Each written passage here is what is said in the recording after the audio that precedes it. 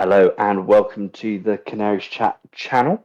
Today we'll be going through our highest rated players according to Flashscore over the last 5 years. In regards to the criteria, it is simply 15 appearances or more, and it goes back to the 1920 season. Starting off, we have Tim Krul as the keeper. So he's pipped Angus Gunn in there. His last season was a 7, and that was in the 2021 season. He averaged 0.62 goals a game conceded, with 17 clean sheets from 36 games. He did have a fairly decent 79% save percentage. He also faced 3 penalties in the league that year and saved 2 of them. We all know what a beast he was when it came to penalties, so I'm not too surprised there. At right back, we have Max Aarons, which averaged a rating of 7.2. Once again, that is in the 2021 season, so you will see a theme of not a lot of Norwich players from when we were in the Premier League making this list, but he had 45 appearances, 2 goals and 2 assists. It's easily his best season with Norwich. The overlapping runs that he was doing down the right, he was a force to be reckoned with, and that was when he started having those transfer links to big clubs like Barcelona as well. So not too surprised to see him in. His main competition realistically was Jack Stacey, and he's obviously been playing in a slightly more negative team for the last couple of years.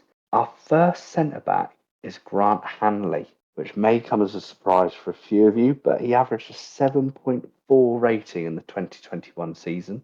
He had 42 appearances at centre back, with 1 goal and 31 conceded against him. He averaged nearly 5 clearances a game. He was an absolute animal at the back, and do you think some fans have maybe forgotten just how good he was in that 2021 season for us? And that leads us nicely on to his centre back partner, which is Ben Gibson at 7.1. So his first year at Norwich, he provided that confidence on the ball, that ball playing centre back that we are looking for. He conceded 18 goals in 27 appearances, but most memorably, he provided that assist at Ashton Gate against Bristol for Emi Buendia for that lovely goal. So he comes in with 7.1. We've then got McCallum. So surprisingly beating Janulis, because McCallum was in the 23-24 season and he averaged a 7.1 rating. So 29 games, 16 goals conceded. There was competition between McCallum and Janulis all last year, but he did beat Janulis into that left back position by 0.1. So we're going for a 4-2-3-1 formation. So our 2 central midfielders is Gabriel Sara, which I don't think surprises anyone, at 7.6 for the 23-24 season. So he has evolved in every game last year. He racked up 13 goals and 12 assists. He averaged a goal contribution of 0.52 every 90 minutes he played. And considering the approach that we were playing, it was a bit more negative in places. There are some kind of obscene stats to be having. So 7.6 is extremely good for him there. In regards to his centre mid partner, it was actually tied between Kenny McLean and Lucas Rupp. So I've put Rupp in just because I thought it was a bit of a throwback. So you got 7.2, same as McLean. He had 23 games and 3 assists. He was a machine, averaging 66 passes a game, and he kind of kept things ticking over. Arguably very similar to Kenny McLean, and that's probably why they've ended with the 7.2 each. Our first attacking player, Todd Cantwell, 7.4, and that was also the 2021 season, same as Rupp. He had 33 games, 6 goals and 6 assists. He nearly had 2 successful dribbles a match, and he was like that kind of creative flair person that we had, as well as Buendia up there. Obviously, he's found his way back into the Championship now. He's joined Blackburn Rovers, but he does actually make kind of our best 11 in the last 5 years, according to Flashscore's average score. This is another surprise. So we had Kieran Dow's 2020 to 2021 season. And he averaged 7.1. So he had 24 matches, 5 goals, 1 assist. He was rotated around that kind of three behind the striker.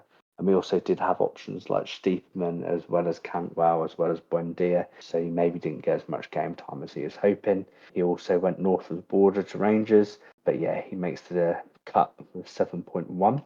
This one doesn't come as a surprise for anyone. So Buendia in his 2021 season averaged a score of 839 games with 15 goals and 15 assists. So it's roughly a goal contribution every roughly every 0.81 a game.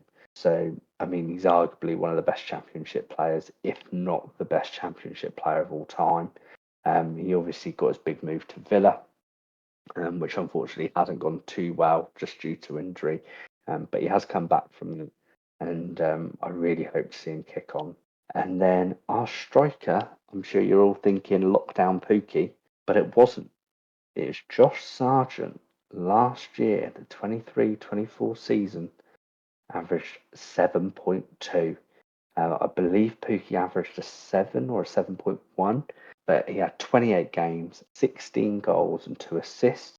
He obviously did miss quite a few games due to injury, and he would have definitely been contender for top goal scorer if he had stayed fit. But he was a pivotal man in that Wagner team to try and push us to the top 6. But yeah, still surprisingly, I think everyone would have thought Pookie would have been our top striker, but according to Flashscore, not to me, according to Flashscore, his average rating of 7.2 gets him to kind of nick past Pookie at the end. So just to summarise, our top 3 performers over the last 5 years for consistency is Buendia at a rating of 8, Sarah at a rating of 7.6, and Campbell and Hanley are joint at 7.4. Obviously, if you enjoyed this video, leave a like, subscribe, comment down below if there's another era that you want us to have a look into, or if you want me to kind of expand it out to other teams or anything like that. But yeah, as I said, leave a like, subscribe, and have a great rest of your day.